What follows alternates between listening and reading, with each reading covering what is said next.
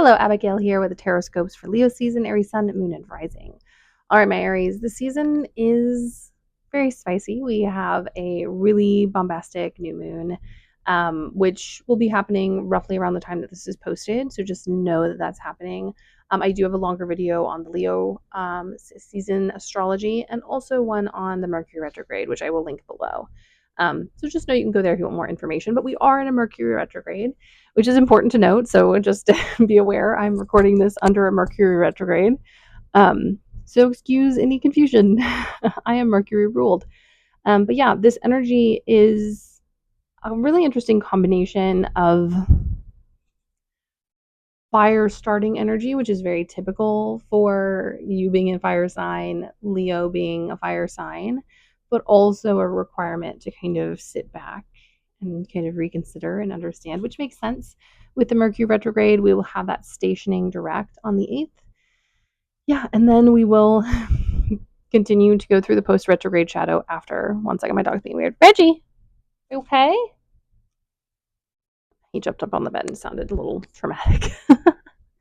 Anyways, now that we have established that this is going to be chaotic, let's get into the cards.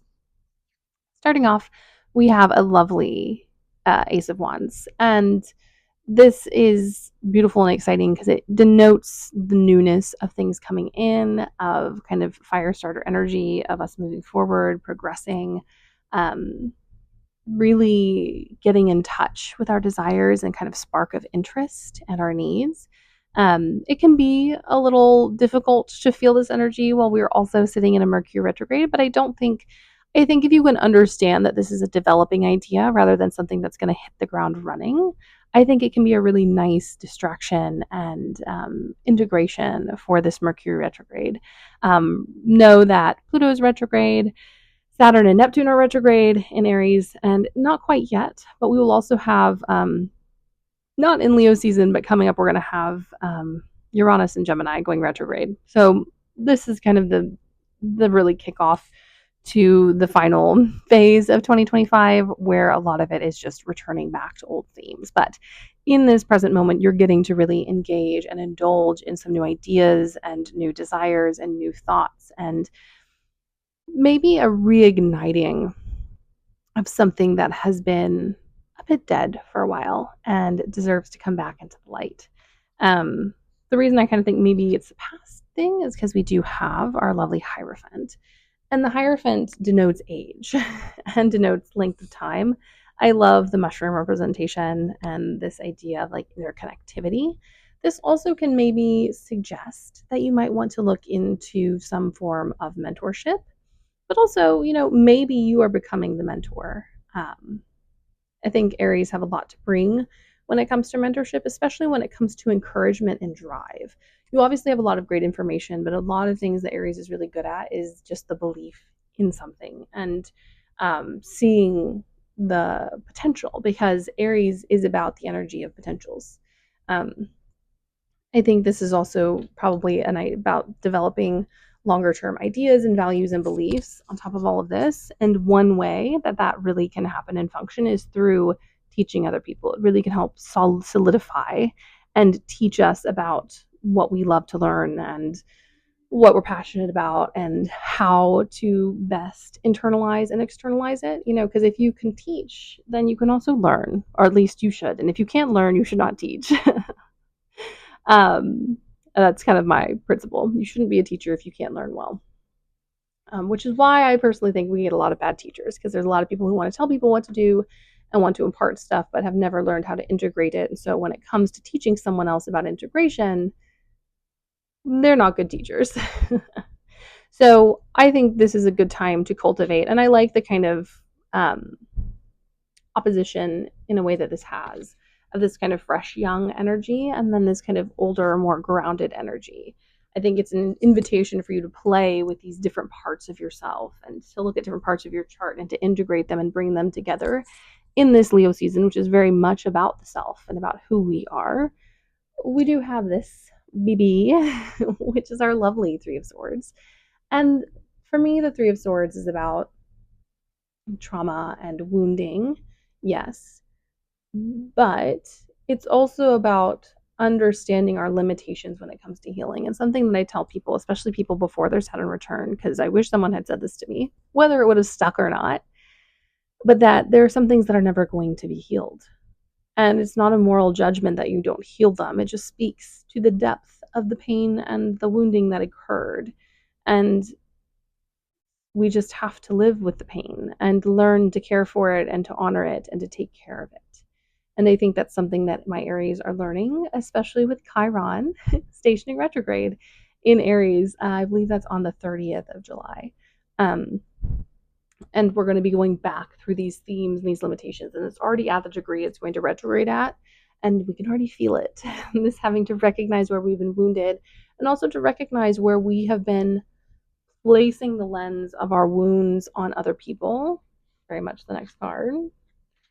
And interpreting their pain through our pain, which isn't necessarily bad. It's a very empathetic way of viewing pain, but it can get rough when those people don't respond in the way that we would respond to pain. So, for example, like if you respond to pain by trying to understand your pain and then show empathy to other people through your concept of pain, and you think someone else is doing that as well, and they're not, their response is going to be jarring and unsettling.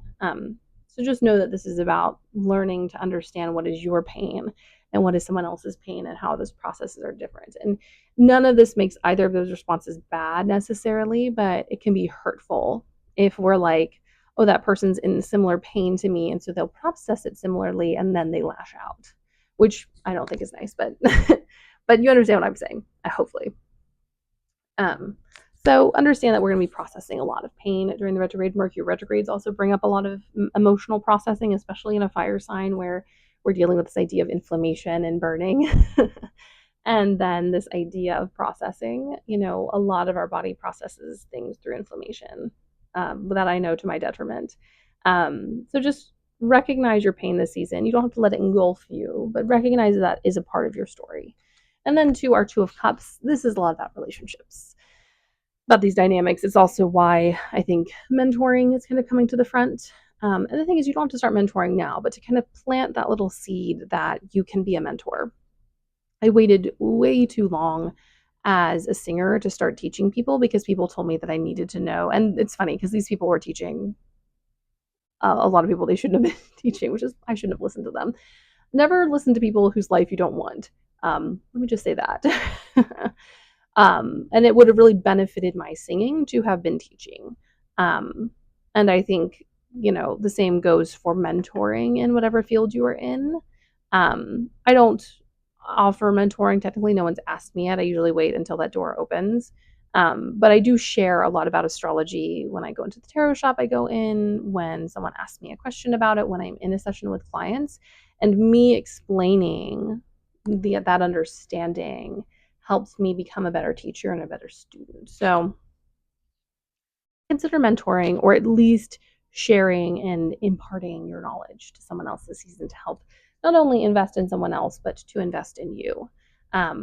Also makes me wonder, because we do have the Venus squares, Saturn, what relational shifts we're going through with the Three of Swords kind of thrown into the mix. Makes me wonder if we're not all going through some rough romantic relationships. Know that this is very par for the course for our lovely Mercury retrograde. I think the main thing is to ground down into your desires and into your ability to process and asking yourself, what do I want? Which is a lot of any kind of personal planet retrograde. They just kind of fall under different themes. And then we have this lovely Four of Pentacles, which to me is always about values and ownership and how we hold things and what we place importance in. What is really valuable to you? And obviously, we can do the obvious, which is like money and stability, because we live in capitalism, but slightly removing capitalism.